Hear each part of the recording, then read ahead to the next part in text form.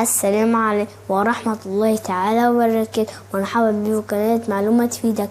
النهاردة هنقدم لكم موضوع عن فوائد عليه الكركم بالبرد. الكركم مفيد للسعال، الكركم يحسن الذاكرة، الكركم يحرق الدهون، الكركم مفيد لصحة الجسم. طبعا لايك الفيديو واشتراك وتفعيل الجرس، والسلام عليكم ورحمة الله تعالى وبركاته.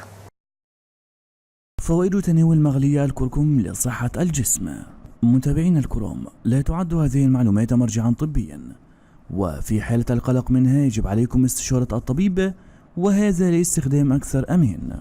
الكركم يعتبر الكركم من تصنيفات نبتة الزنجبيل، وهو عبارة عن بودرة مسحوقة تستخرج من جذر النبتة، لونها ميل إلى الأصفر البرتقالي، وتعيش هذه النبتة في إندونيسيا والهند، ولها العديد من الأسماء مثل الخركوم والكركب والزرنب وبقلة الخطاطية والهردة والزعفران الهندية وعروق الصباغين. ويستخدم الكركم كمنكه للطعام، وله فوائد صحية عديدة وجمالية لاحتوائه على مجموعة من الدهون غير المشبعة والفيتامينات مثل فيتامين A وفيتامين K وفيتامين B.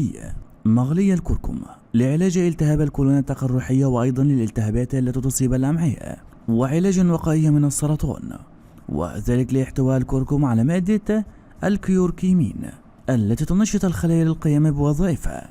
مغلي الكركم لقتل الخلايا السرطانية، ومن أنواع السرطانات التي يحاربها سرطان الثدي والبروستاتا والجلد والقولون والدم، والتقليل من الآثار المدمرة للعلاج الكيميائي، الوقاية من السعالة والنزلات البردية لغناه بفيتامين ج.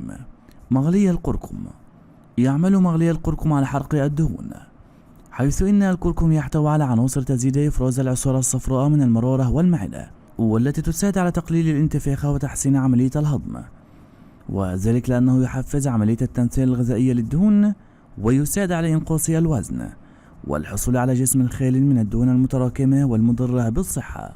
الوقاية من الأمراض الخطيرة للقلب، لأن الكركم يحسن ويوازن مستوى الكوليسترول في الدم ويمنع ارتفاعه.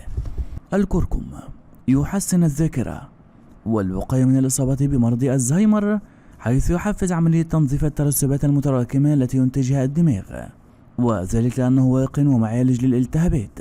مغلي الكركم علاج وقائي لمرض السكري، حيث يخفض مستوى الأنسولين في الدم، وينصح مرضى السكري بعدم تناول مغلي الكركم مع الأدوية، لأن ذلك يشكل خطرا على نسبة الأنسولين في الدم، مما يودي بعض الأحيان بحياة المريض، فيجب استشارة الطبيب الخاص قبل القيام بتلك الخطوة. مغلي الكركم يعمل على زيادة إنتاج الإنزيمات الحيوية في الجسم، والتي تنشط عمل الدورة الدموية وتقلل السموم وتحارب أمراض الكبد. طريقة عمل مغلي الكركم لإنقاص الوزن.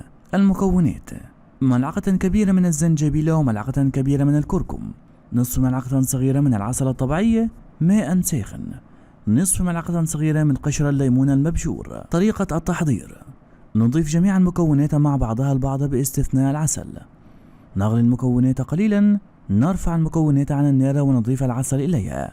نصائح متعلقة بشرب مغلي الكركم. أولا، يشرب مغلي الكركم 3 مرات في اليوم بعد تناول الطعام بنصف ساعة. ثانيا، تمنع النساء الحوامل من شربه، بحيث يشجع على زيادة انقباضات الرحم، كما يمنع من شربه الأشخاص الذين يعانون من الحصى في المرارة. ثالثا، يفضل عدم تناول كمية كبيرة من مغلي الكركم لتفادي مشكلة الإمساك وتلبك المعدة الشديد والجفاف. يا رب تكونوا استفدتوا من هذا الفيديو، متنسوش تعملوا شير ولايك واشتراك وتفعيل الجرس، والسلام عليكم ورحمة الله تعالى وبركاته.